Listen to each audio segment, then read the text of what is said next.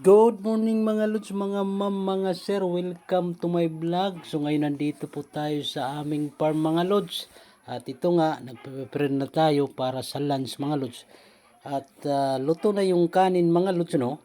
Pero yung ulam mga lods ay lulutuin pa lang. Ito nga, linagyan na ni tatay ng sabaw mga lods. Sabi niya kasi masarap yung tilapia na may sabaw mga lods, no?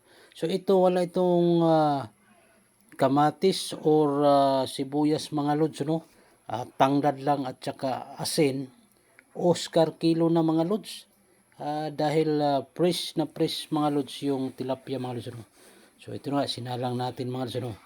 So yung tanglad mga lods, yun ang nagpapasarap mga lods sa tinulang tilapia mga lods, no?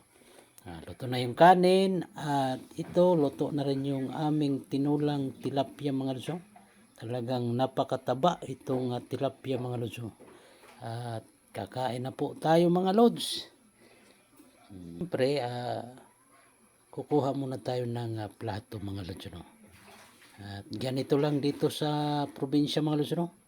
Pag kumain dito lalo sa bukid mga lods, di na kailangan dito mga lods yung lamesa, upuan. Basta marunong ka lang dumiskarte mga lods, mabubuhay ka dito sa probinsya mga lods. So yun nga mga lods, at kami ay kakain na kanin itong red rice mga lods. Napakasarap partner sa tilapia, tinulang tilapia mga lods. Siyempre yung malaki yung sa akin kasi ako ang nagluto mga lods. So ito naman yung tatay ko, mahilig kasi sa sabaw mga lods kasi masarap talaga mga lods pag may sabaw.